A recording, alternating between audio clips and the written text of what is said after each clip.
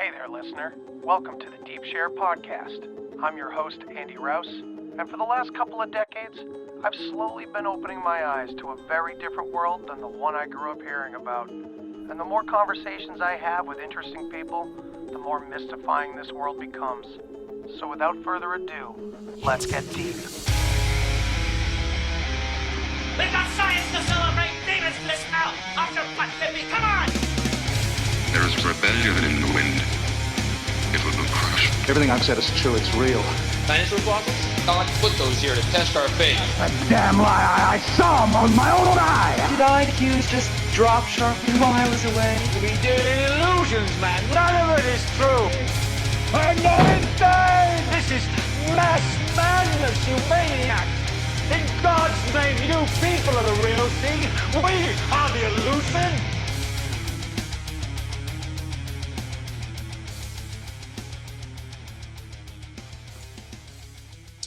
Welcome back to the Deep Share. We are hanging with Shane and Andreas and Thomas. Everybody's in the house. We're gonna have a good time tonight. How's everybody doing? Fucking great, dude. I'm like, so excited. I lost my voice, but I don't even give a shit, dude. I had to be here for this shit. Fuck He yeah. was screaming at me just right before this. No, I'm just kidding. It's such a beautiful, blessed moment to be here. Thomas and I, this is our second recording today. Yeah, you guys are going the long haul. I appreciate you guys being here. Bonding, yeah. Dude, when you first posted about this, I'm not even lying. The back of my head, I was like, man, I wish I could be involved in that one. That one's going to be fun. And you messaged me like 10 minutes later, and I was so in, bro. So that's a beautiful synchronicity because it just keeps on going. Because when I saw you hit the like button, that's when I messaged you, but I was already going to invite you. Hell yeah. So that just reminded me like, oh yeah, invite people. And that's when I was like, yeah, I should just make this a group thing. So I actually also invited a few others that may or may not show up. We'll see what happens, but whatever. Yeah. They're going to come in late. Hey, can I throw an icebreaker out really quick? Please do. At what year, I guess, did you hear about, know about, care about Alex Jones? I'm not I was about 13 years old. My buddy Joe was like really like into, he just thought it was hilarious. And like, so I didn't really listen to what Alex Jones was actually saying until I was about 16 years old. And because he would like, we would just be having casual conversation and he would just start playing Alex Jones in the background. Hell yeah. And, you know, sometimes he'd play the out of context shit on purpose. And like, you'd just be talking, having a regular conversation like it's some kid's shit. And you hear fucking interdimensional space demons, you know, gay frog, you know. It was like a meme. Have sex with those dudes over there. They look good. How old are you? I'm 26. Oh, okay, yeah. Yeah. So that would have been like, yeah, okay. So like I'm lucky enough to I'm a little older now, so like it was like 1997. I was like second grade. That was when I started hearing it on the radio. That's when I was born. You know what? So was Bella Thorne, and so was James Cameron's Titanic. So a lot of beautiful things happened in 1997. I think. Hell yeah, dude. Star Fox 64, dog. Ooh, good choice. Beautiful. But yeah, no. So like, I remember like it was not like voice yet. It was like still. It was more about like coast to coast times, and so it was like the idea of like they're gonna start using technology to like panopticon you. That was like the first time I was really hearing about that, and I knew a lot of people in Silicon Valley and everything, so that was like the introduction to him. Also knew a lot of people that were like Freemasons or Rosicrucians or whatever. Like as a kid, we'd go to the Rosicrucian temple and stuff in school. So I found it interesting that like to me, I knew more people that were like, yeah, there's people out there that wear tinfoil hats and they think that we're evil, you know. And so like so Alex Jones was like really interesting to me because he had this whole like opinion that was so opposite of what I was taught in little California town. My first introduction to him was actually through the psychedelic lens because I was watching any weird movie I could get my hands on, and my friend showed me a film called Waking Life, and it was like this really beautiful movie, like an artsy movie with like this overlay of like Adobe Flash and all kinds of cool filters on it and stuff like you were dreaming. But it was so cool. There was a scene with this ranting, raving lunatic that was just turning redder and redder and redder. And eventually he gets like black bagged and thrown in a van or something like that. I can't remember the details, but that was my first introduction to him. Then the next time was a few years later. Version. That's in That's Scanner Darkly. Yeah. Yeah, the Waking Life, he's like yelling with a megaphone in a car. He's driving he's around just the block, driving around screaming like we do on podcasts. Which is what he really did. Actually. Right. Alex Jones, I think, still does that. But he used to drive around, and now he has an armored car. But he used to do that in Austin. I guess he also claims to fly jetpack spraying human feces on people. But he didn't, at the time, he didn't have that voice yet. So like the thing is, his voice got more and more from yelling all the time, which I always associated with the demon. I don't want to go into that yet. But not yet. Yeah. What? And I just want to, because I heard of Alex Jones fresh out of the military. Actually, I was still in the military, and I was in Texas, and I remember seeing something on the TV that he had gone 2 places. First, he had gone to the DMV and gotten arrested at the DMV because they were starting to do like a thumbprint to scan or something like that. And this is late 90s, early 2000s. And then he gets arrested again at SeaWorld because they're doing the same thing, or they wanted to put like a bracelet on you. So when you went into the park, you would kind of like scan your bracelet in. And he was basically there like, I'm not going to let this happen, not in the state of Texas, blah, blah, blah. And from there, I think it was the police state videos. And then, 9/11 had just happened. So I think that was my entry point, was probably like right in the year, like 2000 and 2001. Yeah. Cause like, I was about to say like a couple years later or whenever it was like right when, well, actually I had heard the Bill Cooper thing with him, like how he hated Alex Jones. That was like the second time because I loved Bill's book when I was younger. That was like mind-blowing to me. And then like he hated Alex Jones, and it was like interesting to watch that unfold too, Right. I mean, it's obviously worth mentioning, like, can we ask about when did you become aware, like, were you aware of Bill Hicks beforehand? Like, did you watch Bill Hicks videos? Oh man, yeah, we should cover that a little bit, huh? I'm like so not against, but like I'm so skeptical about the idea I know Alex, and I know you do. I don't think he's like Bill Hicks, but it's pretty freaking interesting that Bill Hicks' last things was going to record Waco and to the ATF incidents that he was trying to cover, right? Mm-hmm. So, I mean, it is interesting, like where one leaves off, the other does begin. That is very interesting. It's almost like like you, me, David, Thomas talk about on Sync Tank often, that the synchronicities are most of the time beyond human manufacturing and stuff like that. It's forces beyond. I do have some supernaturalis. I've got some evidence to the counter of Bill Hicks and Alex Jones being the same person. And this is, if you can find it, there was a time that Doug Stanhope brought Alex Jones up on stage to be his opener for a comedy club. And he does the exact opposite of warming up the crowd. He basically just gets a bunch of people pissed off right before Stanhope gets on, and he just, like, Alex Jones ends the stand-up routine, I guess, that he was trying to warm up with, like, USA, you're all damn commies, and like literally like picking fights with individual people. And then Stanhope comes on. Is this just misdirection of Bill Hicks? That's literally what Bill Hicks does sometimes. Have you seen any of the Bill Hicks? Well, I've seen the Freebird one, which is my favorite Bill Hicks routine. Yeah, I mean, there's only there's not a lot on YouTube for some reason. It's gone. Yeah, a lot of it's gone. But like there were a lot of recordings of Bill Hicks, and he did freak out. And he would freak. He would freak out. He would kick chairs. He'd throw things, and it was also at the peak of George Carlin's whole Krusty the Clown authenticity movement, where he's like, I can't just sell phone plans anymore. I gotta burn money and tell you they're all after you. That's his demographic. So I mean, that became the thing to be a comic, I think, also. That's true. Yeah. But then he realized you can't be a comic. I think Alex Jones did, at least. I don't know.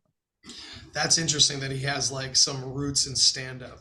It's Yeah. Everybody's like I saw something the other day, like the amount of people that became famous that started out casually in a reality TV show. You know, like, right. I do that. Can I just float maybe a contrived analogy and just see if it hits with anyone? But you mentioned William Cooper's beef with Alex Jones, and I always kind of see in my mind it's almost like a Greco-Roman wrestler getting real mad that, you know, like Randy Man Savage is all of a sudden taking all of the credit and getting all this money and like turns it into a career. Or is William Cooper Randy Man Savage, and then Alex Jones is like the ultimate warrior, the guy that comes in and it's just all aesthetic and it's like none of the fundamentals, but just playing into it harder and harder. I mean, and I'm that's potentially interesting. going into this like professional wrestling analogy. For all the I criticism love it. I have of the guy, he's pretty based. Like as a human being, like you want to. So was Ultimate Warrior. Ultimate Warrior was based. If you grew up with Alex Jones, you wanted to be your Christ. You're like, oh, be our Messiah, you know. And it's like he's a human being, and he's such a human being. It's actually amazing when he's not drinking. You know what I mean? Yeah. But he's a loving, wonderful, like it's real. That part. Yeah, I've seen that too. I've definitely seen that. And I never saw enough of Bill Cooper other than like, I mean, he was a very staunch family man, but he was all seriousness. There was not a lot of humanness there, you know? So he was very serious. Seriousness is a fear of your shadow. You know? Yeah. And he had a lot of that. And unfortunately, we're going to go on a whole diatribe, but Bill Cooper definitely, I mean, rattled some cages in probably a lot of the wrong directions because of his extreme staunch views on things, you know, and unwillingness to wriggle whatsoever, you know, but that's for another time. So are you guys ready to watch a little movie with everybody? Yeah. All right. So like one of the first reactions I've ever done, I think. This will be interesting. I'm going in cold. Has anyone seen this already? No, I didn't watch it. I waited. Okay. And like I said to everybody, I had like maybe 12 minutes with this. You know, it wasn't much, but we're gonna go hard. So everybody, we're gonna watch this whole thing. For those who don't know, this is a Infowars thing that came out very recently, and it's Alex Jones and Jordan Peterson. I'm assuming it's just clips of Peterson. I didn't see him in the studio or anything like that. I know, wouldn't that be epic? But you had to go in the other room to do it. Sorry, no. All right. These chemicals too kept coming back and telling him these crazy stories, and what's going on here? Well, it's just starting to sound like an impersonation of himself. Yeah, I was about to say, dude, that sounds like fucking AI. Is it cool if I just keep it like this? Because it's not giving me any like controls if I do full screen. That'll keep you from getting any copyright strikes. There we go. Perfect. Cool. And if Infowars has like updated news, everyone can check it out on the side, you know. Too much for him, you know, and no wonder, you know, because they all said the same thing, and he'd say, well, that was a dream, and they'd say, no, and it was the most real thing that ever happened to me, and he'd say, well, you know, it's an archetypal experience, and they'd say, no, that was no archetypal experience. I went somewhere else, and I saw things, and I'm back, and, like, I don't care what you think, and, like, who the hell knows, right, because it's all subjective, but the weird thing about it is that everyone's reporting the same thing. How the hell do you account for that? I already have to stop him right there. I mean, I don't know if anybody else feels that way, but I million trillion %. But there is a unified thing in psychedelic experience for sure. That's why the 60s happened. Yeah, he just together, that part way out of proportion. There's unified neurolinguistic programming. You know, like it's really easy to like plant memories in people. There's a lot of things like so. The fact that this is the thing that I mean, again, I gotta love the people that I'm near, but I think that it's two things that I wish were different. I wish that, you know, of all the sources that I hear Jordan Peterson cite, I wish he would cite Teilhard Chardin and Ignatius Loyola more, because he's clearly like paraphrasing, if not like plagiarizing, if not quoting. And I wish that he would maybe be more honest about his intentions, a little bit more transparent, because he's made like this idea of memeing and joking about commodifying himself. But look at that. He's literally telling people that through material psychedelics, you will experience this objective Christ thing that he's been preaching about in Maps and Meanings and all these videos. And that's all right, you know, but like a lot of these people are kids. I mean, I'm in a group right now, Jordan Peterson Lobster Mormonism or something like that. And it's like, send me an invite, bro. It's great. It's a bunch of people that are kind of like, hey, you know, I'm kind of interested in like more, and I kind of like, I get there's problems, so I want to like find answers and all that. And so they're looking for Jordan Peterson, and Jordan Peterson's like below 101 because he's just telling people to wash their genitals. You know what I mean? Like clean your room is not. Yeah, it's not a lot, but it's a lot for him probably because he doesn't even have a clean room. He's not Slavoj Zizek with a clean room. You know, it's a dream for Jordan Peterson to have a clean. Have you seen his room? It's terrible. I've not seen his room. I've only heard about his behaviors behind the scenes. Yeah. Yeah, I know. And again, like awesome human being on a lot of levels again, because he's a human being and human beings sin and everything else. But just like tell us your intention. Like if you're that into getting people into a material Kali awakening or something like that. And you're educated, right? Like, you know, things like these are words that you know. That's what bothers me. It's one thing when I'm talking to people that don't know what I'm talking about and they think I'm crazy. It's freaking different when you're an academic.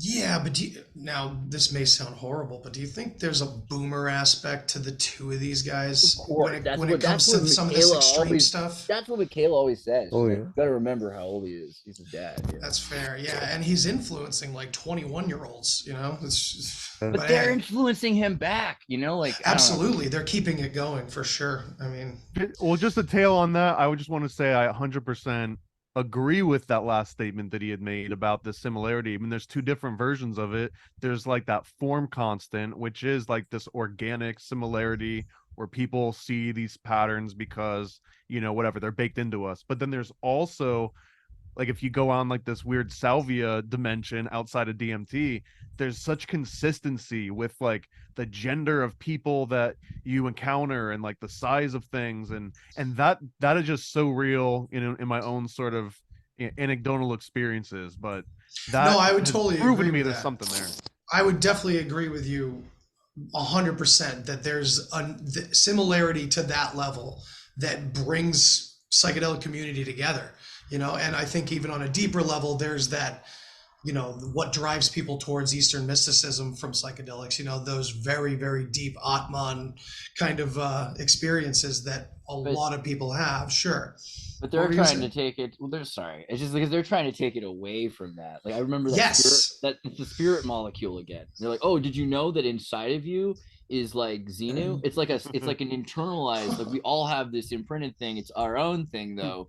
So it's really inverse. It's inverted in all these. It seems like really dangerous. And at first I was super excited. I thought, see your point on this.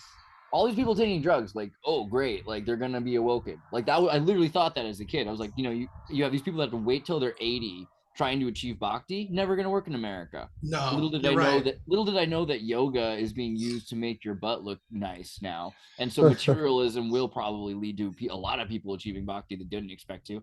But in general, there's this thought that, oh well, when you're old you won't be able to experience, and if you're young right now and you can just take the keys and unlock the doors, your body will be able to handle it. It's a fallacy, because the mind's not ready to handle these ideas, and it's a freaking Ouija board, the movie, you know, it's Exorcist at that point. I love that if point. You don't go for the Supreme. Andreas, I make this similar point often that, yeah, it's like, you know, I think you can take the jetpack to the summit, but climbing the mountain, you know, the whole experience of getting there is the whole point. You know, it's a very traditional thing. You know, the destination is not, or what is it? Progress. the journey is the destination. Right. Exactly. Yeah, something like that. Everybody knows what we're talking about. Yeah, Fool exactly. Me once, shame on me. We're gonna get you. I think. And it's like, I think and psychedelics are great. I do think they're helpful sometimes, and I think they're really helpful for people that have not an inkling that this stuff is going on, but their mind is strong enough to handle it, you know, because it will snap you into something, and it will make you look into things that you should. But devil's advocate, though, there are some people out there that having an apple and having that folic acid out of their system will basically give them the exact same experience as someone taking a hit of LSD. So wow, really? There's an aspect of this, like that's the, great to hear. Perfumist, right? Like the perfume movie, it represents these people that have almost like a retardation in the nose that makes them like 100 times more sensitive to smell, and that's why they become perfumists. So what if all of these like mystical teachers that said that it took them 40, 50 years, maybe like he just went and had an apple and tripped out, and really anyone else could have done that quicker because they have different tolerances. That's a devil's advocate question. That's not like positing a theory. Have you talked to Seth yet? Or so grand nephew of Joseph Smith, and that's his whole theory, because he's got visions and hears things essentially from God, and he's like, the only way to deal with that is genetic disposition towards acute schizophrenia. You don't want to admit to yourself that it could be real, so the easier thing is to say you're crazy and sick. Abram Hoffer did a lot of research on this, and he found out that some people, you just take niacin and it goes away immediately, almost like within minutes, and it can just like stay like that. That's not medical advice, although if you want to buy niacin, Paranoid 15%. All right, let's see some more where this is going, because this is supposedly we're going to watch. That's like 25 minutes. That's not we got like we'll 3 seconds in. We're 4-hour video. I promise I won't pause it that quick this time. It was shown 3 years ago what the University of Washington was doing under Bill Gates, and this is in the 90s. What were they doing? What do they don't even know what they're being given. It's intravenous. So you think it's some sort of alien intervention type shit? Dude, they to get even deeper, they turn your heart off for 5 minutes and they pump oxygen into your blood. And you're in the meetings. I've talked to people that are involved, I mean top scientists. And you're in the meetings with frickin' aliens. Elves is the main group. Only evil is going to come through that way. So we're basically have these light sockets. We can't jack into the higher unless it's our free will, and that takes time. We jack in to the evil. So you can jack into evil, you can't jack into good right away. So it's quicker, it's easier, like Yoda says about Darth Vader. Quicker, easier, more seductive. Two people. Just to stop there, I mean, not too long here, but that he kind of just touched a little bit on what Andreas was saying. Right? I mean, yeah. It seems like in a way I didn't he was say anything about alpha methyl. Fucking possessed. No, you didn't say anything about dimethoxyphenylphthalein. What? These are just some of her favorite things. Yeah. Yeah, I think he did kind of try to make that point a little bit amidst the aliens and elves that he mentioned. Do you know did you know anybody, like, because you're from Maryland, right? Did you know anybody who was like in the what's it called, the Heart Stoppers group, what's it called, Flatliners? Do you ever meet a flatliner before? No, dude, what the fuck? What's a flatliner? The movie. This is why I think one of those, like Ledger? I remember when my girlfriend at the time saw this the video of Joe Rogan thing, because like at the time she's like, you know what, it's crazy, everything you said, because she wasn't talking to me for a while, and then she came back and started talking to me. She's like, everything you've ever said happened, like, that I never believed, like, he's talking about it here. And then they play it and I'm like, nah, whatever, because like at this point, this is a couple of years before I'm even talking to Alex Jones. I'm like, whatever, like the whole world's, you know how it is when you're like a conspiracy theorist and you're alone, you're like, the whole world's against me. So I'm like, yeah, he doesn't even say that. He's not even telling you the names of the chemicals. He's not telling you what's really going on. That's how I felt at the time. I swear to God. I was like, because like there's like, but flatlining is a real interesting thing. Like there's a lot of people that do this in San Francisco. Los Altos had a group of flatliners at Stanford that I knew. So they're trying to force the near-death experience? Yeah, you stop your heart, you start it back up again. Like people going into the Menlo Park Hospital, like, by the way, where Ken Kesey and everything. We like to hang out at the Ken Kesey Hospital. How about that? Jesus. Yeah. Like that's a weird thing to do, probably. So in retrospect. But yeah, so you'll find people will like to go around places like that because there's like stuff you can get for free. People leave their laptops at Stanford and they're done with them at school, whatever. Mm-hmm. But like, yeah, heart stopping equipment from like the Stanford hospital. So there are groups of people, especially med students, that really love to do this, where they stop the heart and start the heart again. And it was dangerous in the 80s. So they started figuring out ways to like make sure that you can mitigate the risks with oxygen and all these things like that. That's and of course, if you can, like, in Santa Cruz also, I know a lady who started the group WHAM, Women and Men for Medical Marijuana.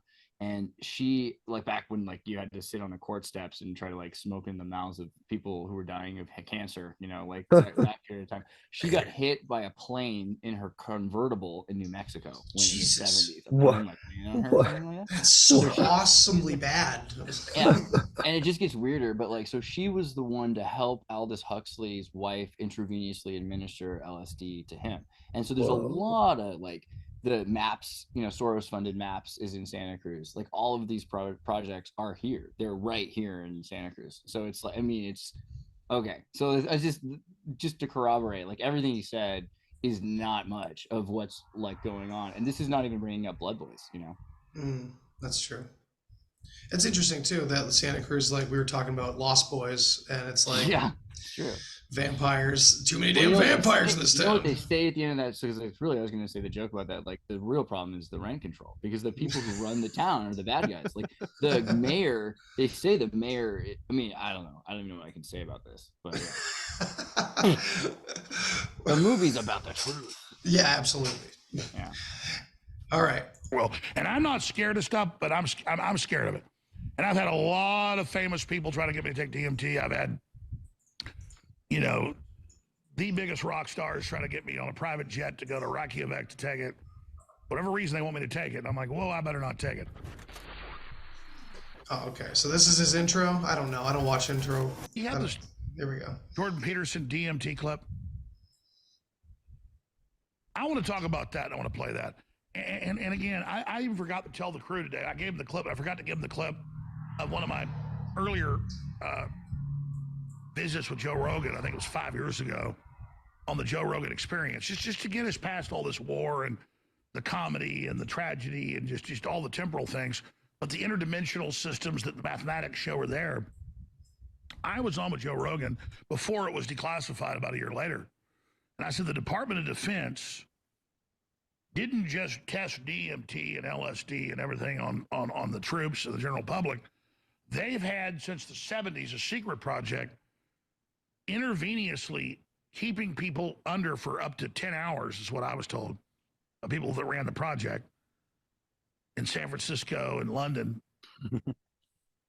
with people on intravenous drip, keeping them on a DMT, pure DMT high. Because if you take ayahuasca, it metabolizes in the gut, so you're basically passed out or out of your mind for 10 hours. You take DMT pure from the toad or whatever and smoke it, then you are down for about 5-10 minutes. But it doesn't matter whether it's a Buddhist or a Muslim or a Christian or a Hindu or an atheist.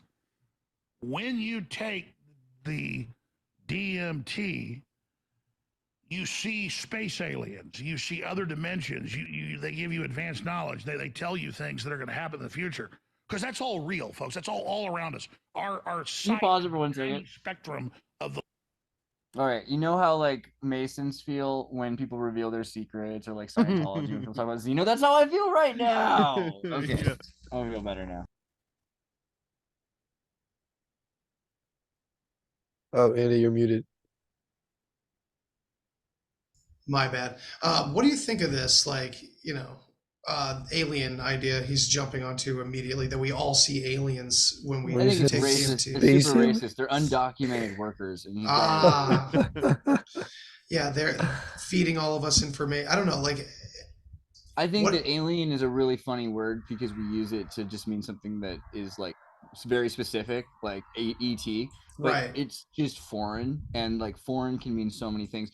Talking to simulation theorists, it's really interesting, this idea of inner space instead of outer space, because you've got like in your phone a whole universe, so you've already got this idea that it's possible for there to be like density of more and more, right, pocket dimension basically, right. And so yeah, the idea of there being like demons, I think, is more like important, but like maybe the word demon, he's clearly already done that. He's talked for 20 years about demons and like goblins, so now trying to figure out like what's the lexicon that's acceptable. Like aliens is like, it's a trending lexicon, I think.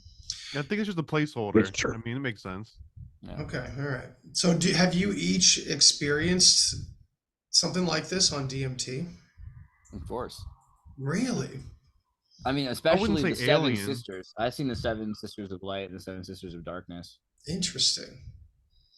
And I also want to say 10 hours on intravenous of anything seems mild for MK Ultra standards. Right. So when he drops the like, we've had someone up to 10 hours, like. Well, so what he means by that, though, to be fair, is like they've stopped the heart and they have oxygenated blood that's pumping through you, and you're literally, your heart stopped, so you're dead.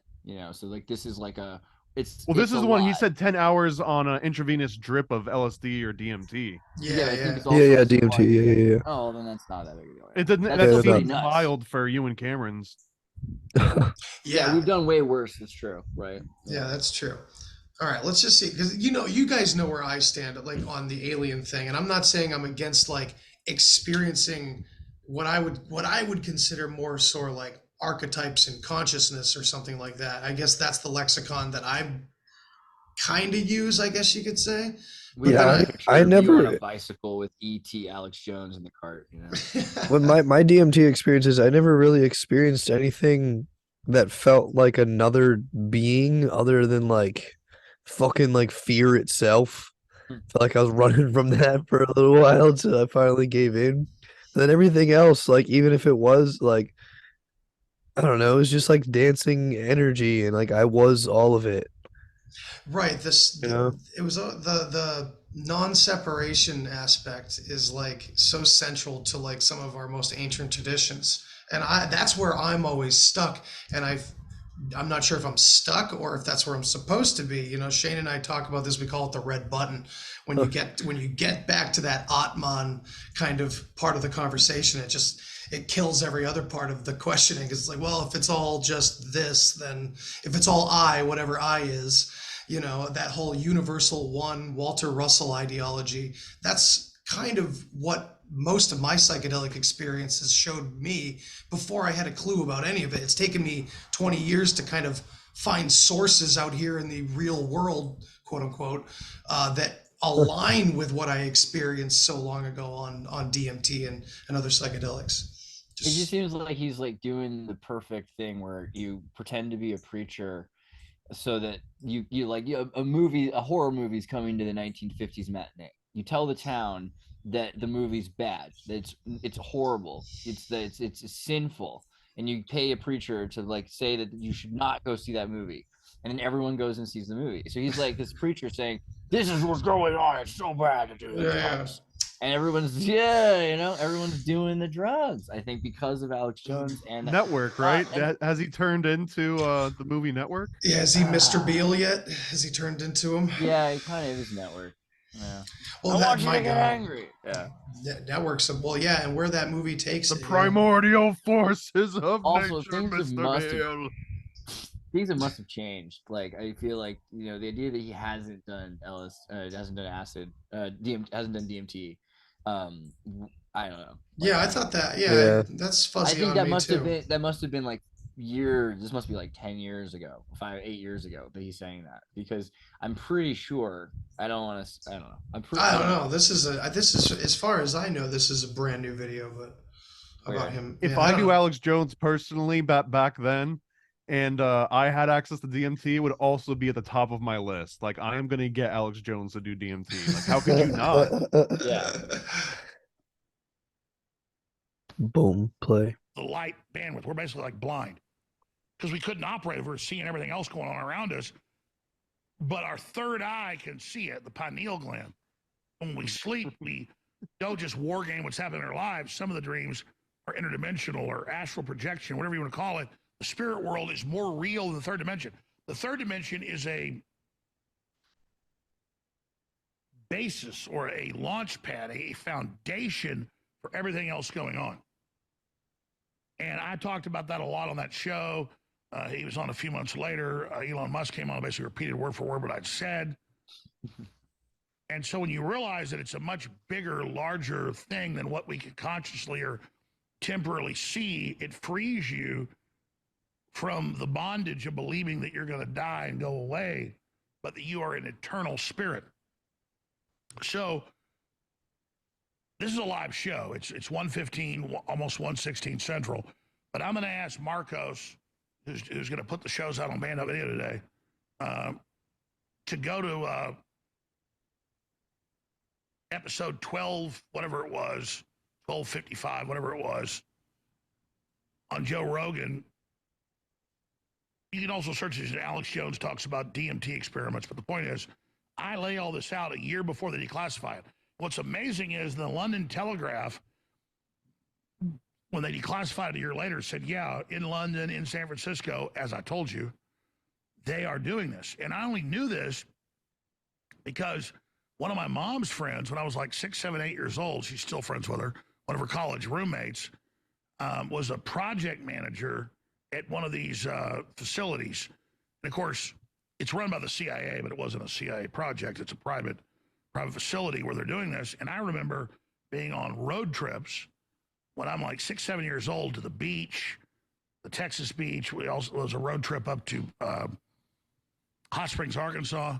I'm sitting in the back of the car, the comic books, sleeping or whatever, listening to this and listening to this project manager talking about IVs, DMT, interfacing with the elves, getting communications from them. This is a government project.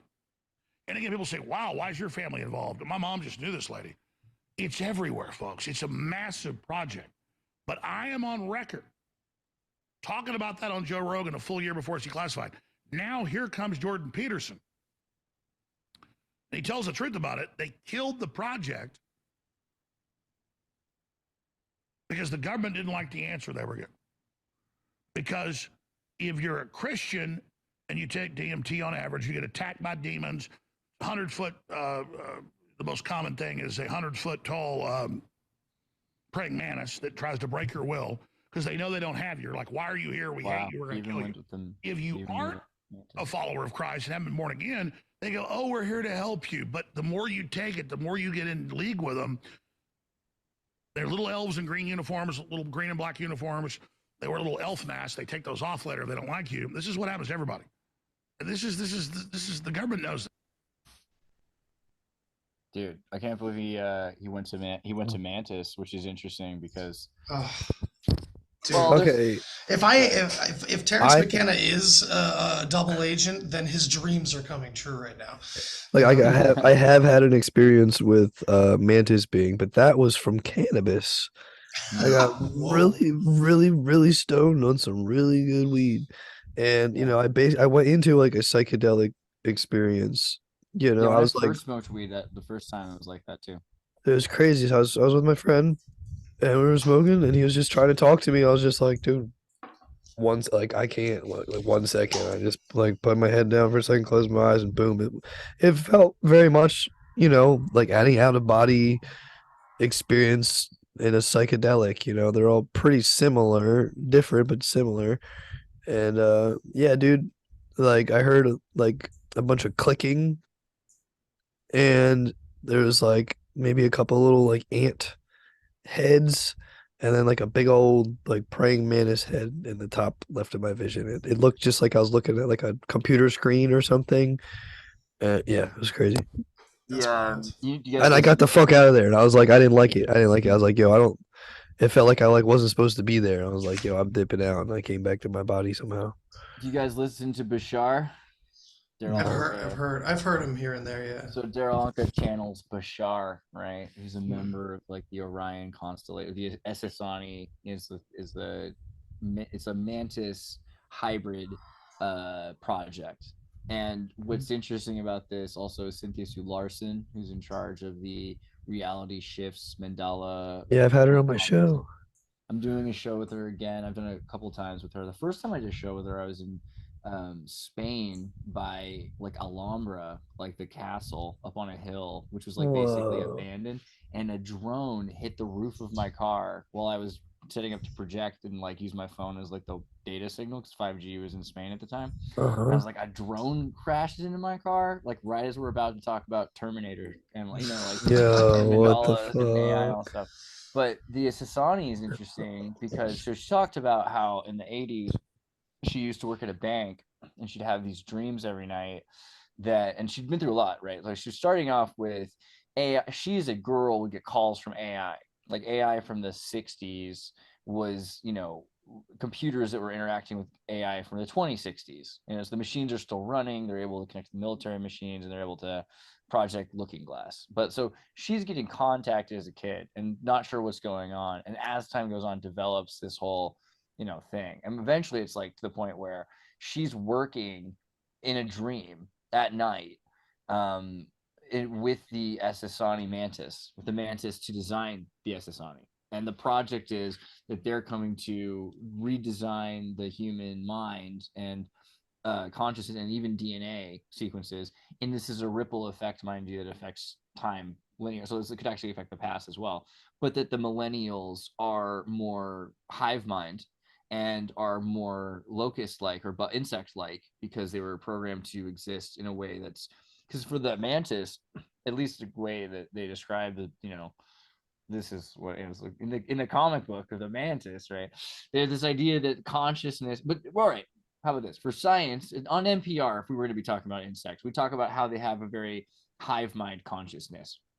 That's cool. Hive mind consciousness idea that you've got locusts that use pheromones almost as telepathy, right? Like I can tell you almost everything about what I'm experiencing through pheromones, and that there's a kind of universality, like the idea is that the Mantis find humans, because they're looking at us more like a species instead of as an individual. It's like as a species.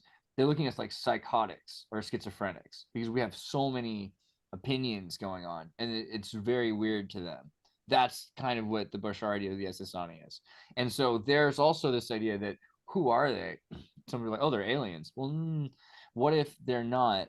What if they are us or our offspring in the future that have evolved or devolved or been insectoid super soldiers that have been designed by us?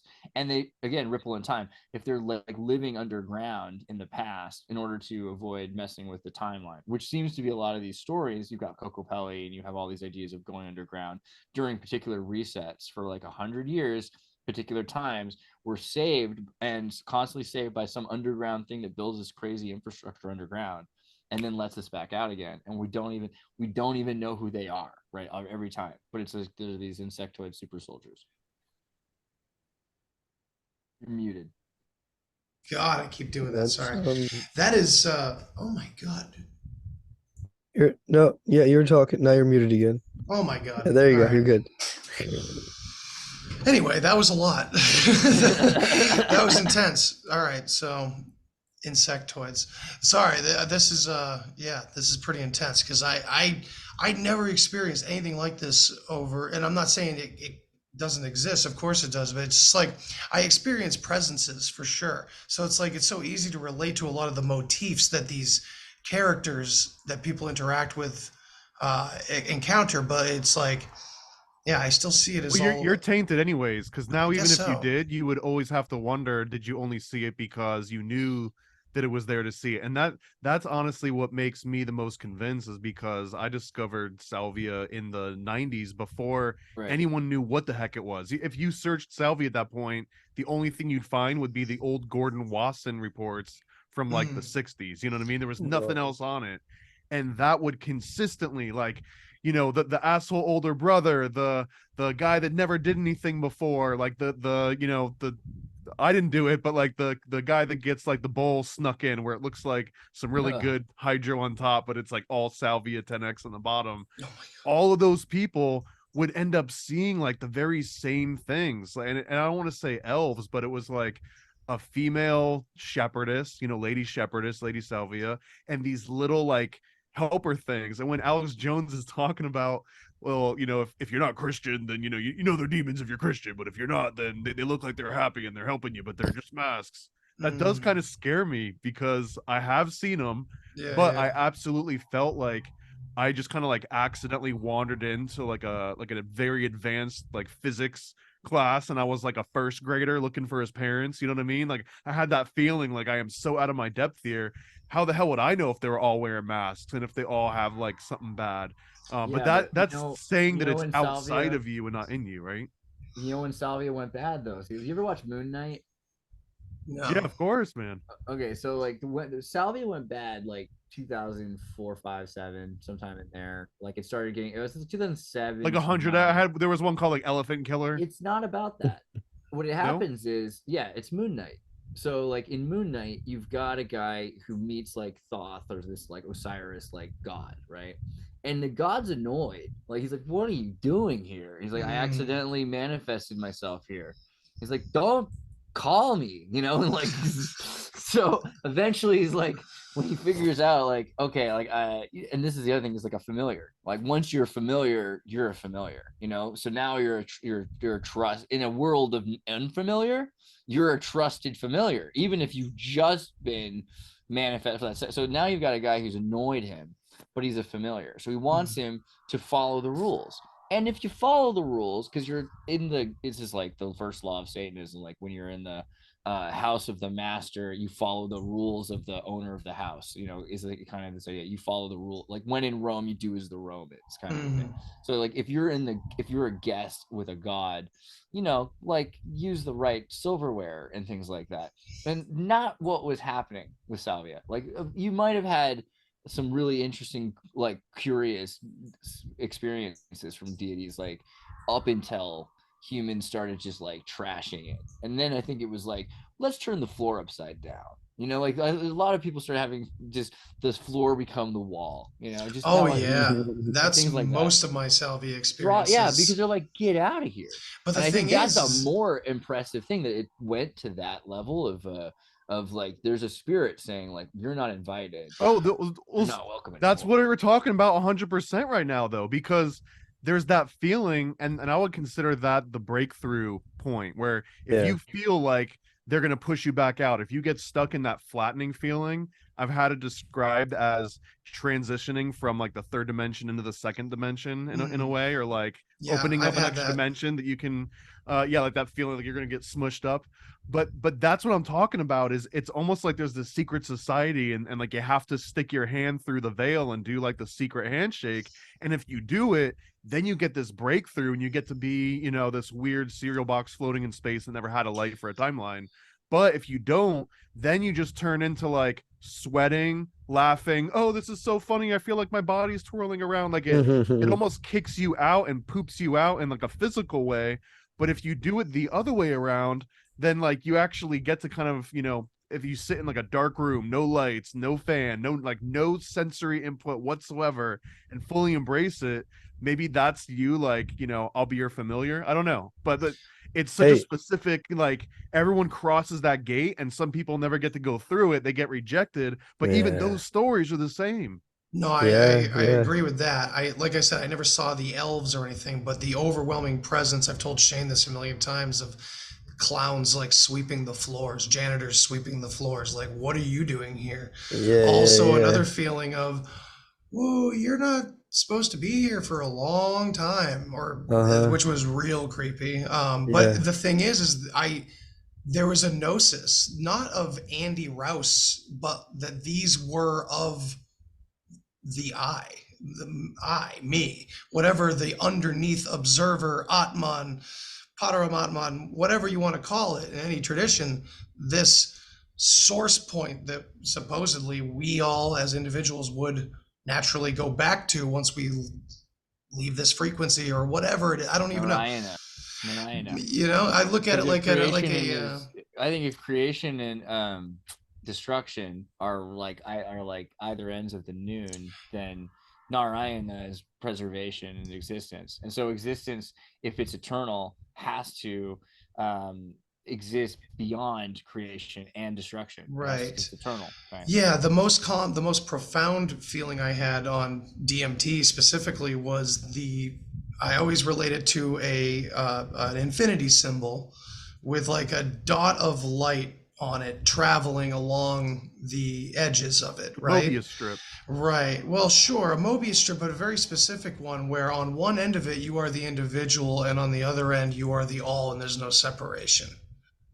Now, sure, maybe along the way in between there's entities, but this isn't so the reason why I'm so confident in this is this was my experience, and then I found it in ancient tradition. You know, like, this is Taoism, this is Buddhism. And it's like, not to say I'm a Buddhist, but to say that, like, this is my freaky deaky, oh my God, even the ancients were having this experience, you know? So what do you guys think of that? Yeah, I just want to say, like, we back to, if we're going to talk about the big red button, when he was talking about entities and how do you know if they're good or bad, if they're just wearing a mask or not. Well, I mean, you and your body, if you were, going to go to this deep of a level, you're wearing a mask, Yeah, you absolutely. are you are the, like, your body is, your ego is the mask. Yeah, your What I'm material saying. existence, I would almost, that it's taking it a step far, but like it's almost like as the quote unquote ego death within a psychedelic experience, extrapolate that to mortally dying. I don't think it's so bad to like be like, you're like, oh man, it's cliche. I think there is that karma though. What's There's up? definitely.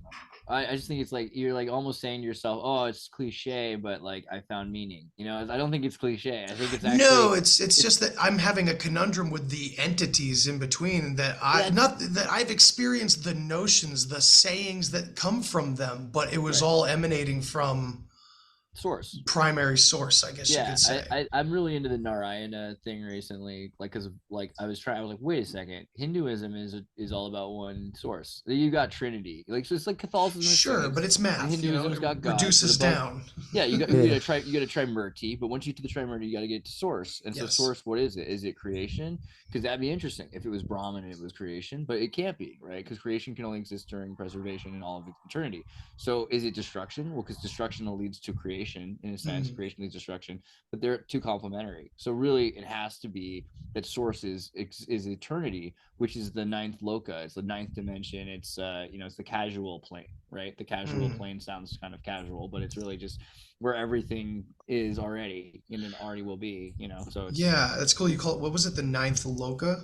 The ninth loka. Yeah. What religion? What tradition was that?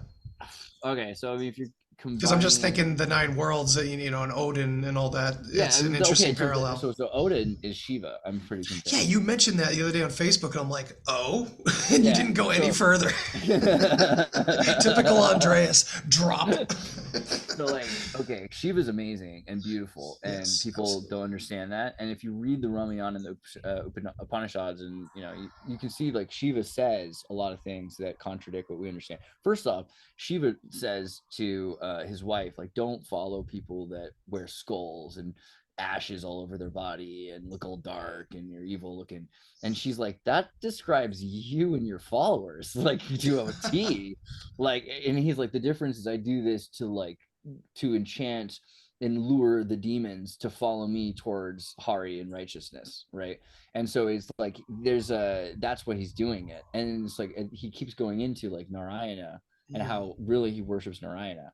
And of course, like the ultimate form of destruction is to bring forth creation in Narayana. So it's like Narayana is the supreme. Same thing with Mahadevi. Mahadevi talks about her form of creation and of Shakti coming from Narayana, because of course it has to. And but with Shiva being Odin, it's interesting because Odin is where we get the word God, and has to do with like that which is sacrificed to. So destruction to form creation, and that you have these Shivite states that are produced, right? You go into a poetry state that is fierce and violent, but also passionate. I mean, there's a lot of connections to it, and it's all about justice, right? And justice has to happen. And in the is it the Ramayana, where the soldier, the prince soldier is saying, please Krishna, or is it Rama? I'm sorry, I forget. Like, please don't make me kill like my teacher and my best friend. Like, why am I have to go to war? And he's like, it doesn't matter, because the problems that exist now, those are the things you're destroying. And the eternity, like, is the eternal, the source will continue, the Narayana will continue, and that will be through Shakti, rebirth by Brahman, right? So it's like every part of it shows that it's so Shivites and Odin worship was this like positive, beautiful thing that had to do. And the other thing is destruction isn't the right word; it's completion. Right? Yes, it's finishing. Because things, you have to finish projects, and it just pisses everyone off when they finish them. You know that hell means completion in Swedish. Oh, really? I think they're also means home. Happening simultaneously. This existence and source, have it, and excuse me, like the Big Bang, excuse me, it's happening every single moment. I've had a psychedelic experience where I was basically like in control of whether I wanted to be here in this human body, if I like even wanted to be someone else. Like it was really weird. Like I was in different people's bodies and shit.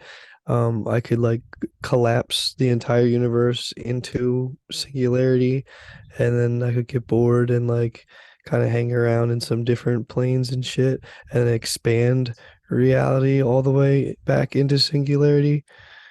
And like I just kind of go to any point I wanted. I like to call it the Great Loop. I'm And wondering. Oh, go ahead. I don't know. That just all flooded back in. I haven't remembered that experience for a long time. That's awesome. Just because you were saying about like what I meant by like it's not cliche is that it's like when you find corroboration in the past and everything, you're finding beyond the material like the actual consequence. It's not just intention, because the road to hell is paved with good intention. It's consequentialism, and so that's the difference, I think, because we look at our Abrahamic, do this or I'll freaking spank you religion versus dharmic. This is what happens when you do that.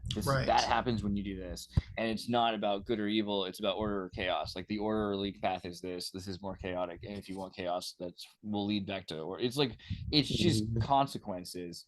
So therefore, if you're looking for it and you find it, you're like, okay, there, it's proven. It's proven by natural law, and that's. I mean, when we talk about God's law, a lot of the time we're confusing it with man-made law. It's supposed to be natural law, right? Yeah, natural law seems to be something that not a lot of people know how to agree on. You know, it's a complicated issue for sure. So I definitely don't think we're going to get through this whole video, guys. But we'll do a little more. I'm having more fun talking to you guys, obviously. You know, hell yeah. But you know, not gonna. We'll give it a shot. We'll still do a little bit more. You know. All right, here we go. Let's share it up again. Okay. Because you don't go to a foreign star to talk to aliens. You take these drugs and you're now in there. And again, the higher order, the angels and God that created them, they don't interface with you unless you've opened it up and God's authorizing. It's very rare. But the demons, the lower forms, will break the rule and try to influence autonomous, independent life forms. And so this is what the globalists believe, it's what they do at Skull and Bones, Bohemian Grove. It's all about bring these entities in. And so we're doing this live right now, but later we're gonna find the clip. We're gonna do intravenous drugs, DMT, blah, blah, blah, and then a year later it's declassified. But because I didn't send the crew, we're just gonna cover this now. But later this will be posted to Band Out Video, so I hope you go get it. They call them the machine elves. And Terrence McKenna talks about it, Timothy Leary. And it doesn't matter if you're a hardcore atheist. You'll sit there and talk to things that look like the aliens from Alien, and Geiger, who was a big Satanist, admitted he channeled that on drugs. That's what they really look like, or at least that's how they manifest. So they look like elves, they look like the thing from Alien, and they look like 100-foot praying mantises. Two people, I've never taken it, because I know how serious it is. I'm not opening those gates. Two people in my office who are Christians took DMT, and they didn't even know each other had done it, and they both got attacked by the praying mantis. And it's just like they're going, I will break your will, your God's weak, and give me your soul right now. And they're like on some orbiting spaceship around some foreign sun, and you're like in this cage tied up with these little goblin demons all around you. I really wish we had DMT reports from prior times before American and just the world over. Doesn't the Erowid sci-fi? No, Erowid has historical DMT. Does he? I think Erowid kind of does, but like, well, okay. Well, I shouldn't say we have psychedelic experiences from the past. At least that's what I was gonna say is we do, because like you can think of Altered States, and Altered States is a movie, but the book, it even goes into cited sources about where he found out about the Mexican rituals, you know. And we've extrapolated a lot. We've extrapolated a lot with the crystal skull ritual, where the shaman holds the crystal skull while eating poisonous psychedelic mushrooms for 1,000 generations, right?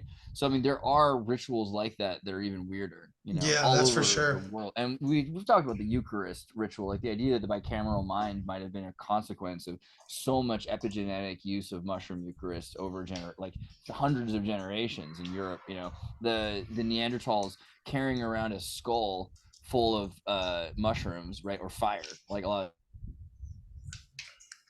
Oh, you're shit. muted. Fire going. And Oh, there he is. That was weird. Good shit.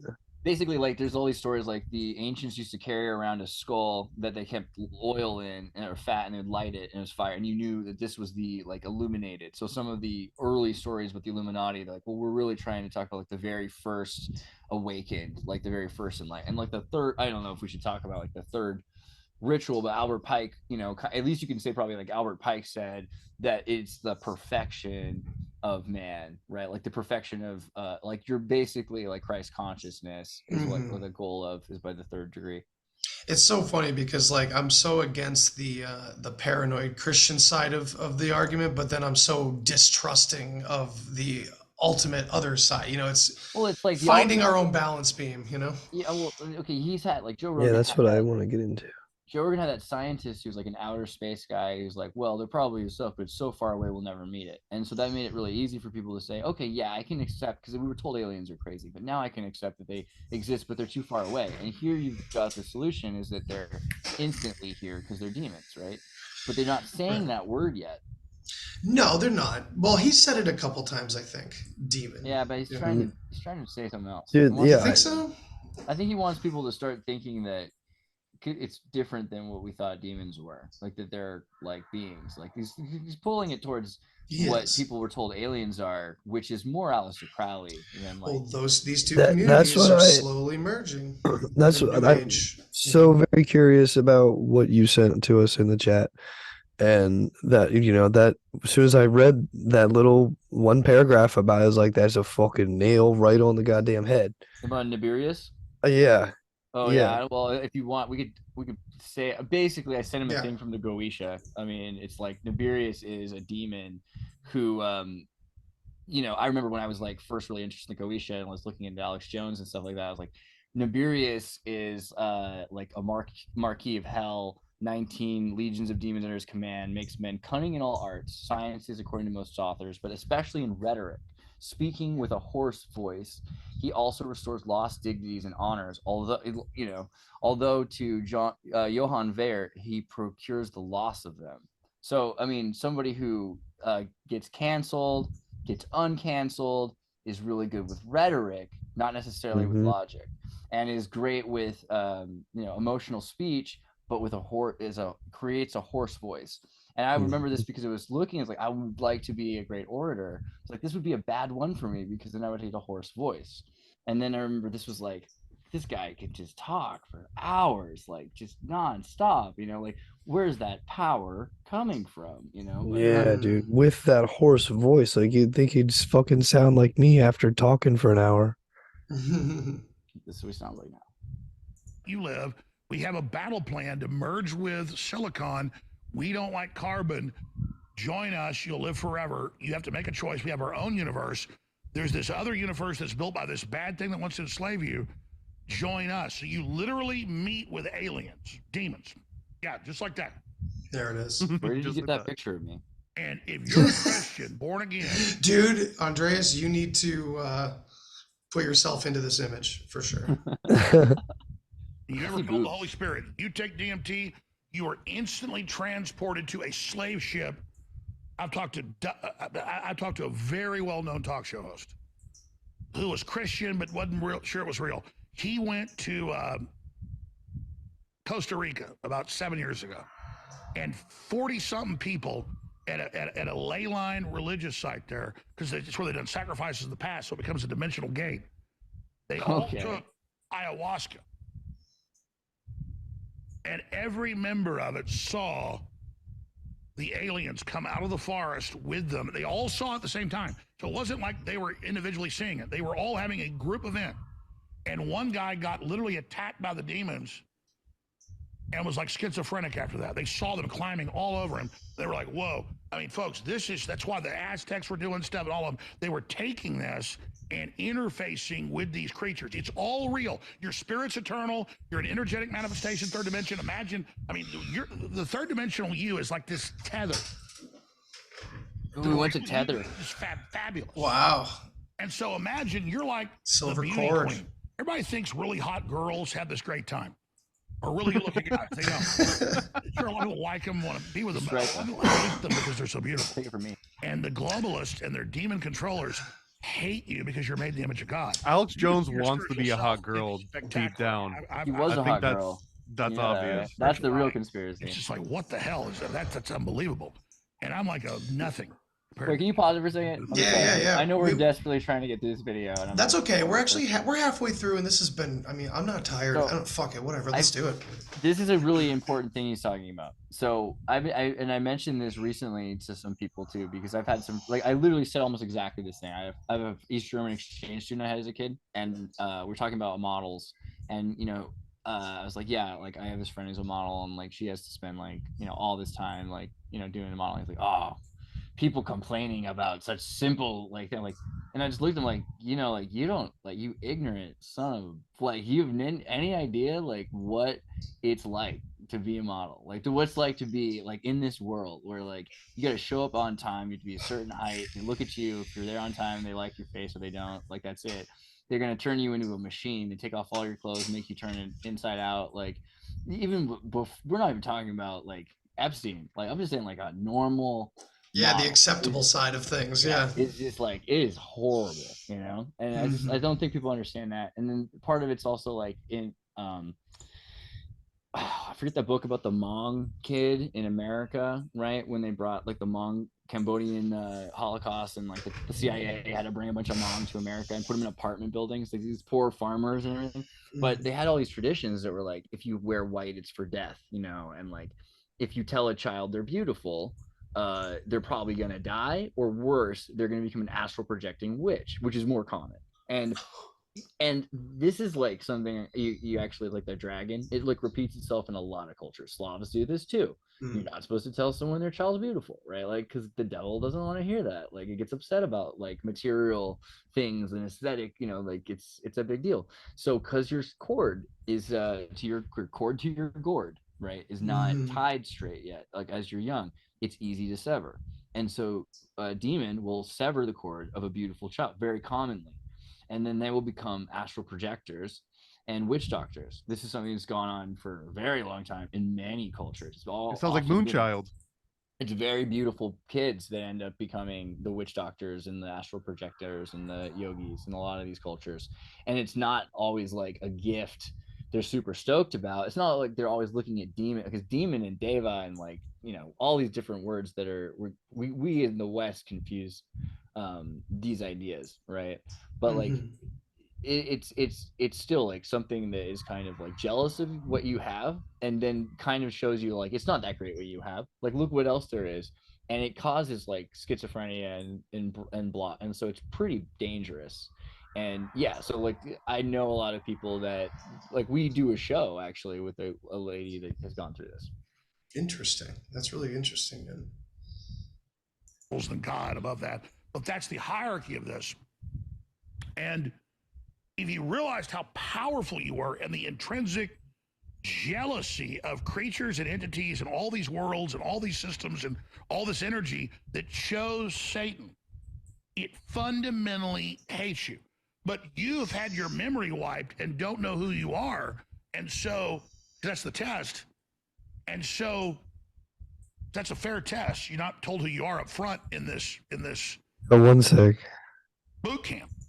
How fucking pissed are we gonna be when we're burning it when we find out Christianity's real? What? Say that again? How pissed are we gonna be when we're burning it when we find out Christianity's real? I think you're saying when we find out Christianity is real, how pissed are we going to be? So you said? Yeah, when we're burning in hell. Oh, well, so the funny thing is, like, I was just thinking that. Like, so what this belief preface here is that God intentionally murdered Jesus so that you could have a blood atonement sacrifice. And so these people, right, they're Christ killer enthusiasts that are celebrating the sacrifice of their own shepherd and son of their God, right? Or God, because they're Trinitarians, for their own selfish ends of immortality, right? And so, I mean, if it works, you know what I mean? Oh, I'm sorry. On one hand, hey, if it works. On the other hand, like, that's literally the opposite of everything I can like research about natural law, Darwin's law, Taoist law, but also what Jesus freaking lived by, right? We talk about the death, but the life thing is all about like doing the commandments or like for love, living for love. Like there's a lot of, and again, yeah. What about these demons though, dude? Like that demon, like that sounds like Alex Jones. Like Alex Jones has a demon in him, dude. Well, I mean, again, like if someone's telling you that you could take the sacrifice of the shepherd for your immortality, you don't have to work for it. Like, I feel like it sounds too easy to be, too good to be true kind of thing, you know? And there's probably a little more to the story. And, you know, I hate to be the downer, not materialist, but I don't know, dare I say realist, but like a lot of when Jesus, quote unquote, you know, comes back from being gone for so long, and we suppose flies over the Aztec pyramids like Dragon Ball Z. Sorry, the right. You know, like his time abroad, or whatever, clearly learning with Brahmins and stuff like that. But it's like the focus, just like Buddhism and Hinduism. I mean, yeah, they have their gods, but they're like the science of the mind that is offered in Eastern mysticism has really more to do with living now and here in this realm. Correct me if I'm wrong. That's what I've always gotten from the Eastern religions, that it's not necessarily about an after. And I even have a hard time finding these specific terms in Western religion, especially when it comes to like Jesus's teachings, afterlife and things like that. There's like, okay, so like, you know, Hinduism is really like exercises, and it's interesting that the Bhagavad Gita is it's not really for a religion, and lots of different religions can use it, but like really what it is like it's about dharma, and again, dharma is exercises, like you said. Well, dharma is natural law, right? And the idea is like there was a dharma, there was unnatural law, and it seems like we're headed back into unnatural law. And so through dharmic practices, and you can focus on different things, and they believe in reincarnation, so you got all the time in the world, right? You could be focused on your Atman because you need to build up the self. Satanism might be a path in that respect, in that way, for people that are trying to build up the self so that they can experience Shakti. Shakti is the Holy Spirit. If you want to do blessings, you have to have the Holy Spirit, right? It's like, to do the Holy Spirit, though, you have to have creation, right? And so all of these things lead back to Sanatana. So Sanatana, though, is like the foremost supreme destinial point that we're going to. And a lot of people have already kind of got there, supposedly, but they come back to help people. And then, like, we're trying to ascend this whole thing because we're not, it's the locus. We're not rich until we're all rich. We're not healthy until we're all healthy, kind of thing. So Sanatana is like the supreme goal. And once you've accomplished psychedelics too, you're focusing on surrendering to the to the endlessness of like the preserved casual. And so when you do that, like what I find interesting is what Jesus says is like, no one enters the kingdom except through me, my way, and everything like that. But it's the same for the Veda then, because what he's then saying, if he's saying his father's not Jehovah one from Subgenius, but actually Narayana, and actually is like this, it actually is the source, then what he's doing is actually creating like a deity deva for people that aren't ready to worship Vishnu, not ready to receive Vishnu, but they're able to do the practice. Because if you do, and this is like really the only thing that they got right, following the commandments has consequences. And if you do the things that Jesus said, you will achieve bhakti, you will achieve sanatana, because it's the practice of surrendering to love and everything else. But if you're not doing that, I don't see how you're supposed to just use his sacrifice. But I guess I've heard some arguments. So like realistically with like ritual sacrifice magic, it might very well be that works. And that's interesting because you're not supposed to pray in the name of Jesus, really. You're supposed to pray, he prayed the name of the Father. But a lot of people use the name of Jesus like a magical talisman because of voodoo, because a lot of people believe in that talisman. So I don't know. No, I think you're onto something, man. That's really... You're throwing a lot of interesting ideas out here that I have not played with yet, because also like I've leaned so hard to like, these are all archetypes and people have named them different things in different cultures, but they are this self. But the way you framed that was really interesting, how it's like, and I had a friend, a Freemason, mind you, for many years, and a meditator, an excellent one of those ones we were talking about earlier, that comes easier to some than others, it seems. This guy's a brilliant meditator as well. And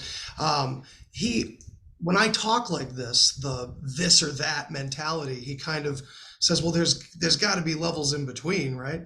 And, I'm kind of open to that idea where it's like, okay, you don't just go from the self to the all.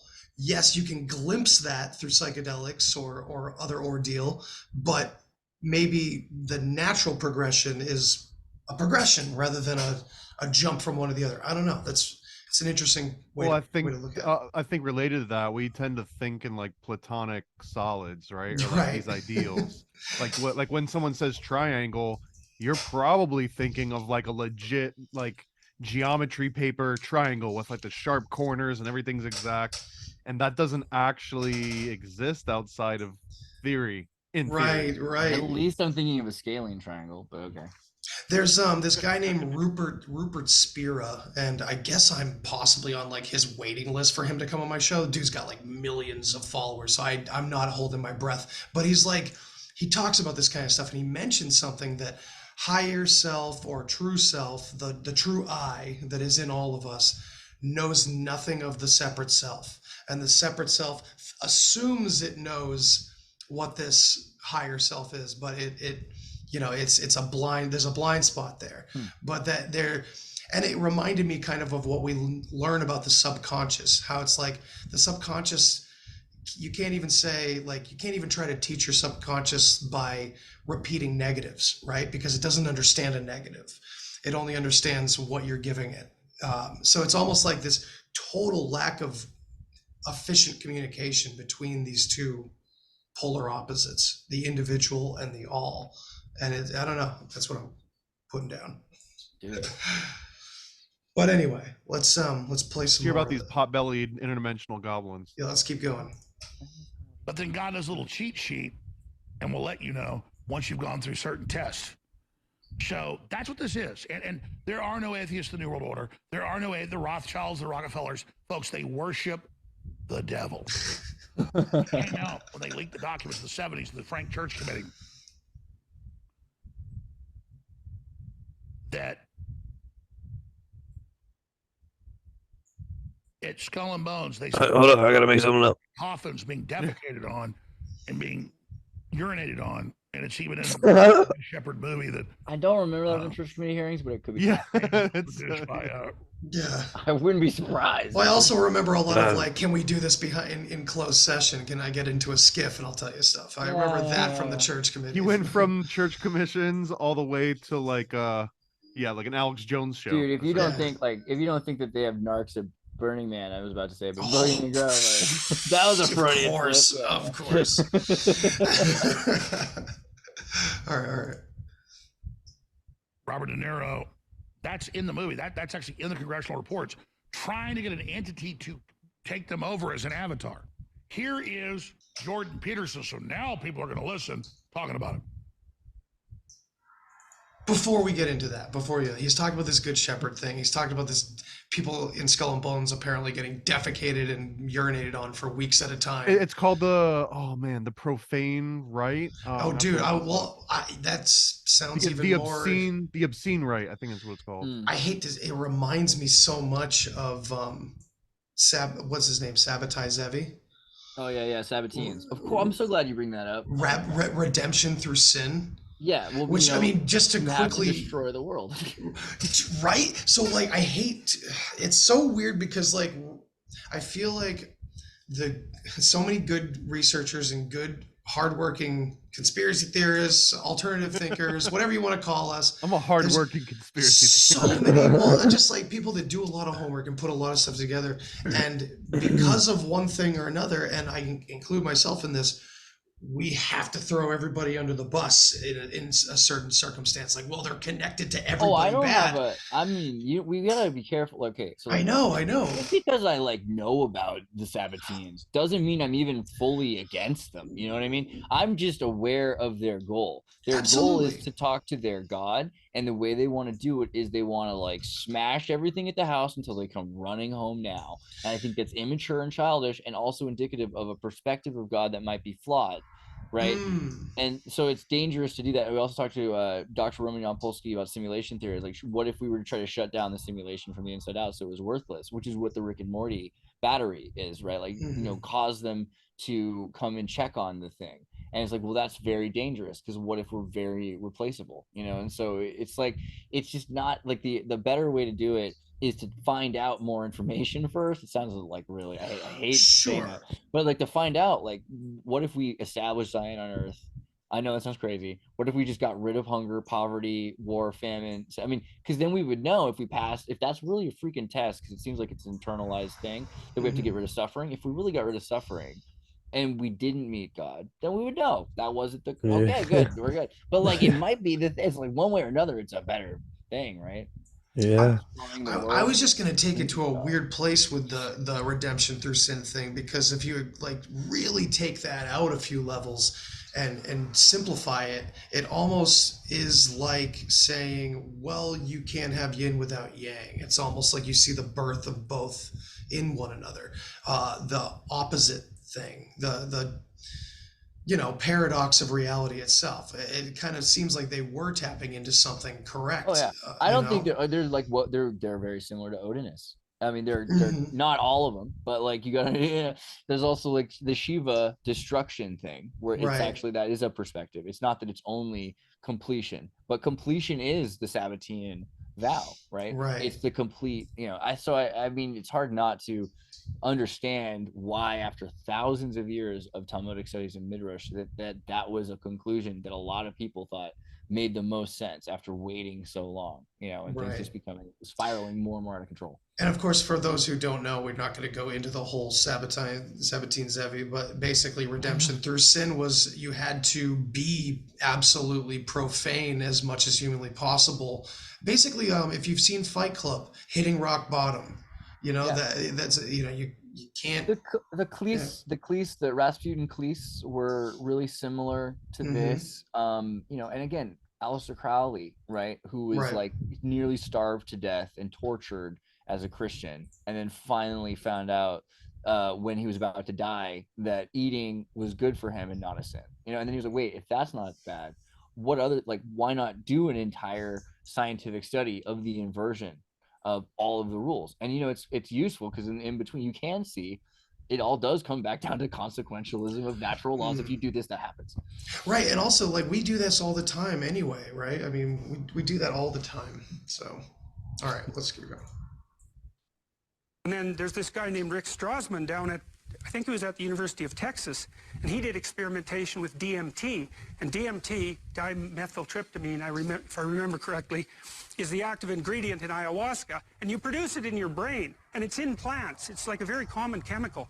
But DMT is a weird hallucinogen because it has an extraordinarily short mechanism of action. It's like, and people who take it report that they're blasted out of their body, like out of a cannon, and then they go out somewhere and encounter beings of various sorts, and then 10 minutes later they're back. And virtually everyone reports that, which is really strange. And so Strassman was giving people DMT intravenously so that the trip would last longer. This was all you know, NIH funded experimentation, all cleared with the relevant ethics boards, all conducted within the last 10 years.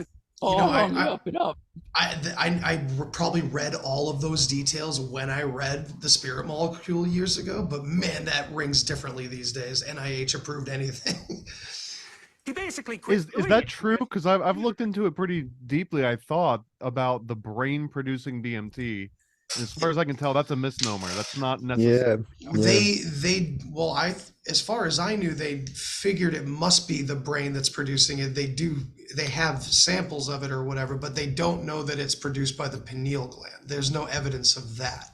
Right. Maybe I'm off on, I don't know. I might be off, but I knew that they know that our bodies produce it. Yeah, I think we actually break down tryptamines from like tryptophans, and so a lot of the things like we eat actually, you know, have tryptophans in them. Well, right, it's like psilocybin becoming psilocin the second because we have receptors for it anyway. All right, let's let the Muppet talk some more. Pretty straight scientist, you know. He was measuring heart rate and pulse and all that sort of thing, trying to look at the physiology, and then the people he was giving these chemicals to kept coming back and telling him these crazy stories. And, well, it was too much for him, you know, and no wonder, you know, because they all said the same thing. And he'd say, well, that was a dream. And they'd say, no, and it was the most real thing that ever happened to me. And he'd say, well, you know, it's an archetypal experience. And they'd say, no, that was no archetypal experience. I went somewhere else and I saw things and I'm back. And like, I don't care what you think. And like, who the hell knows, right? Because it's all subjective. But the weird thing about it is that everyone's reporting the same thing. How the hell do you account for that? How do we define the quote unquote same thing though, man? Right. I mean, I think it's, and I'm not trying to nitpick it. Sounds so scripted. Well, it's interesting how enthusiastic he is about it, because it could also be like he's, you know, like he's got a loved one who's just possibly recently done this and been really enthusiastic to him, and you know, he loves them very much. So he's like, oh, this is this thing that is really, you know, I got to endorse it, kind of, or something. I don't know, because like he does sound also like, again, considering his chemical depression, the answers are, you know, when you start looking into answers for that, if you've never looked into answers before, immediately you have to look into the idea of a neurothymic catalytic reaction that changes you, right? Because there was research since Alexander Shulgin and before that's really good. And I wish, again, with this, like, cite something, like, please say Alexander Shulgin or something, like, because if he looked into the use of drugs or research chemicals to have an experience that would change you forever, and you would never want to go back to those, like ibogaine or things like that. Right, ibogaine. Yeah, like it's like he's not. I don't know. Maybe it's scripted because it all is the same talking points. Maybe just because they all hang out with each other and they don't listen to other people. But it's maybe, yeah.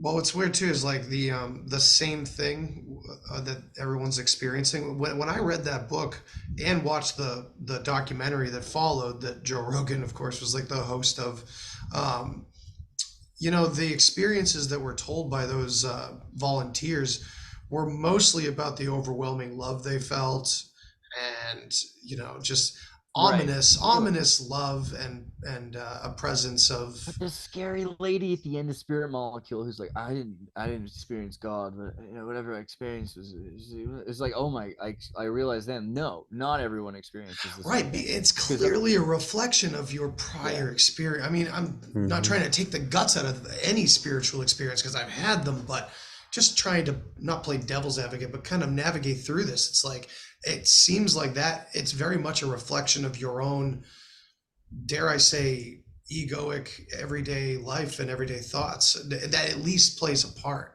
you know? Yeah, those are the symbols it communicates to you. And the symbol, you don't know the kingdom of heaven, you only know mustard seeds. So the kingdom of heaven has to be like mustard seeds. Yeah, look, Alex Jones is sitting in a gate to hell right now. It's like red all around him.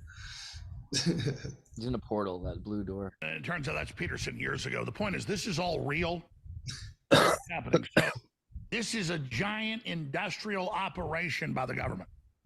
You read the Bible, they say the wizards, the sorcerers, the pharmakias, that's what pharmakia means, are taking the drugs to interface with these things. And it's very real. And they're influencing what's happening on Earth. So the aliens, demons, it's interchangeable.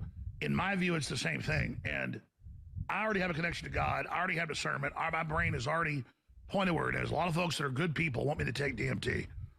And I'm not taking it because I'm like, I already have these dreams every night. And I know the people that aren't Christians, real Christians, they don't have the bad events. I was over the decades talking to Christians that take it. It's horrible. Because they know they're not going to fool you. They know you're not going to get you. And you beam into hell. This sounds like a reason to not become Christian, to be honest. It just seems more like a reflection of horrible evangelical parenting again. Yeah, they're going to ruin DMT for you. Don't become a Christian. Well, I mean, the thing, though, that I hear on this is, like, I know a lot of people have gone insane. We have a friend who... it's not for everybody. I have a friend who works in, you know, in the Oakland hospital and the Berkeley mental, and like he's dealing with a lot of that kind of stuff. And there are a lot of people there that you would think, like, what happened? Because they didn't start out this way, and they took something and a lot of like meth is an example. It seems like these salt crystalline drugs in your bloodstream, if there really is like crystal radio that's communicating data, and this is somehow like light beings or whatever. So again, like that movie Communion, it doesn't feel like these aliens are their bodies. Like this is just the form you get to see, you know, like that kind of, I made this body for tonight, like that kind of vibe. Right. So there's more of a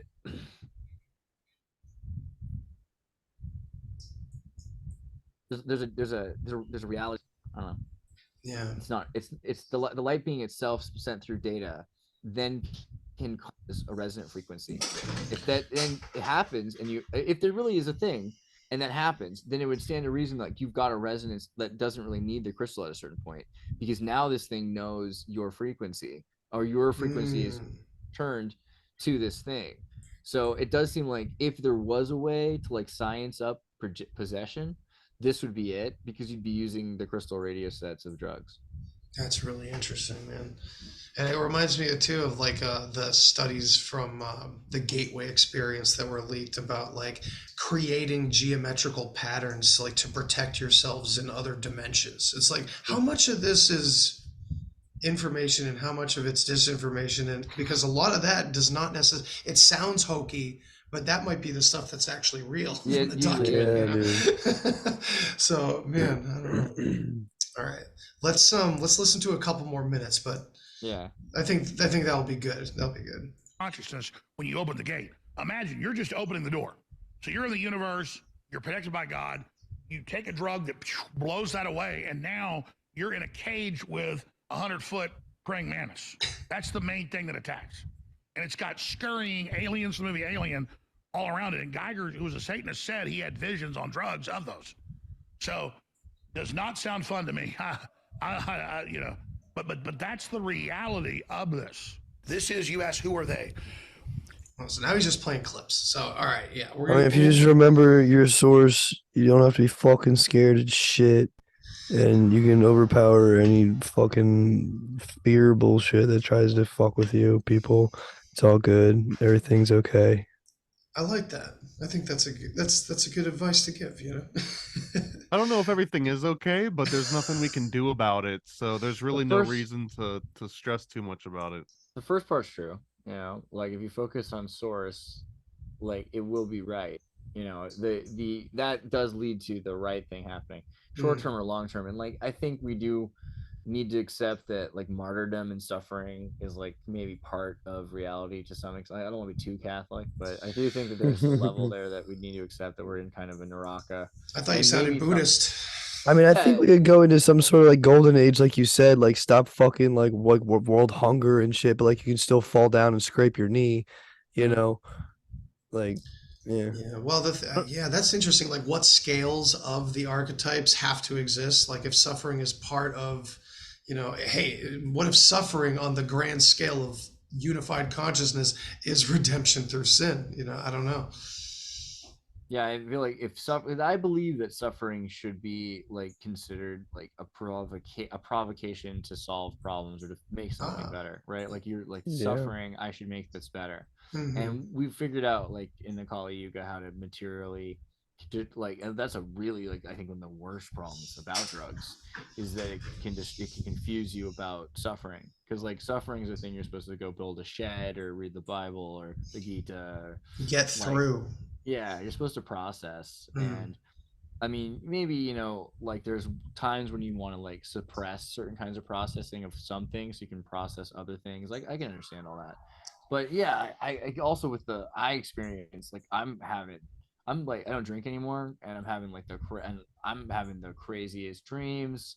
I don't think that even begins to tell you how crazy the dreams I'm having are. So like, yeah, I think my life's getting pretty like, I mean, divinely weird, supernaturally weird without drugs, and I've always felt that way. And like drugs are interesting. Like I get why you want to have ever done them, but you know, again with Ken Kesey, like hang up the phone, man. Like, right. And I just don't. I get like I really would say like if I hadn't done drugs, I don't think I'd be any less weird than I am now. I think so. Maybe some people ask like, Andreas is weird. He's kind of crazy. Like, no, that's because people around me didn't like beat me up. My parents didn't stop me from like questioning. Had nothing to do with drugs. You know, it had to do with like being respectable. The stage was set. Yeah, to like just look into things. And I think that's really what we need to do. Yeah, absolutely. I agree. Well, boys, this has been really, really fun. I know we didn't get through the whole video, but it seems like it was becoming a little bit of a broken record. So I personally, my final take is that overall, and this may seem paranoid, but I see the UFO disclosure thing that's happening and this whole subgenre kind of being pushed together. And it's always been there. You know, Terrence talking about aliens, but like not as it is now, because now they're really trying to materialize everything. They're trying to quantify every part of it. Now, is that a natural inclination for us to do that just as we always have? Maybe. Well, if you look at MK Ultra style, right? If they start convincing everybody that the hallucinations you see are actual demons, then once they start just dropping it in the water supply, like Point Esperit, where they, basically dosed the entire town. Yeah. Now you can actually be like, oh, well, those demons I'm seeing are real. Even if it was the CIA that dosed me, I'm seeing real demons now. And I feel like that's a little bit of a new model that they're sort of springing on us. That's a good one. That's a really good one. Like, oh, now it's foolproof. Now no one can say it's just drugs.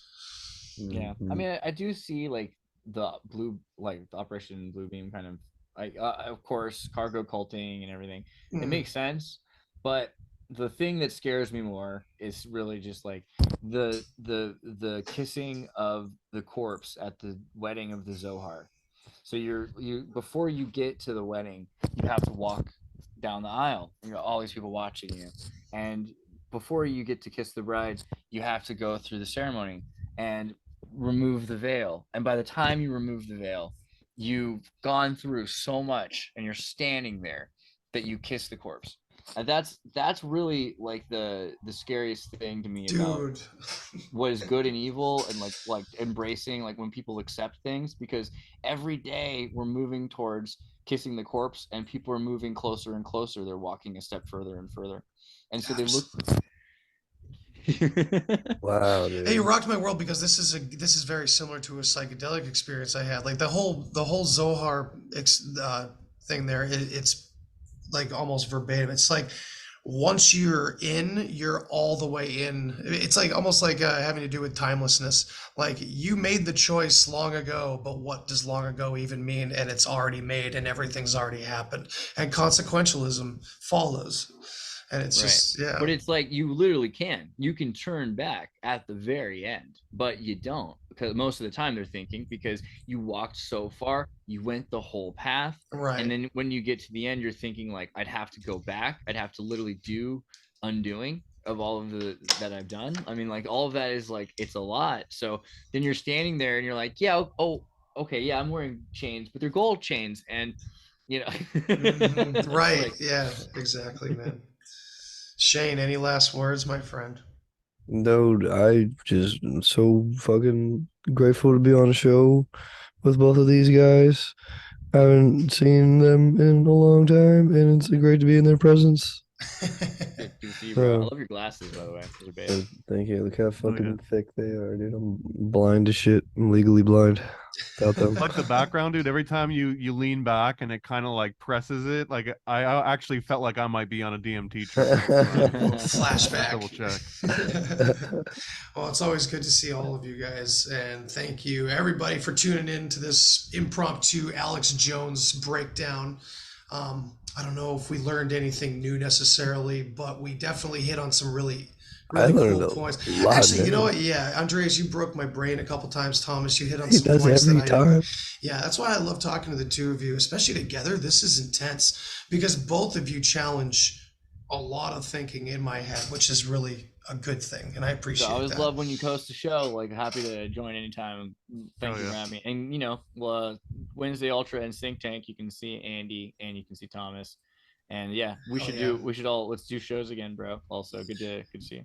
Definitely. Yeah, appreciate you, Andreas. Appreciate you, Thomas, from Paranoid American. Shane from I Knew Some, But I Didn't Know It All. And of course, he's on with me often. So, everybody, thank you for listening. Thank you for watching. See you next time.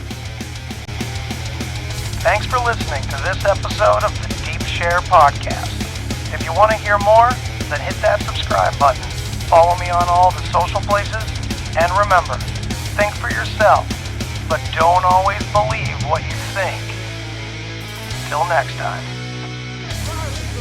Human sacrifice, dogs and cats living together, mass hysteria. Enough, I get the point. You have meddled with the primal forces of nature. And you will atone. What do we know? What do we know? If I know what we know, then I can tell you what we know, and if someone else knows, okay? I mean...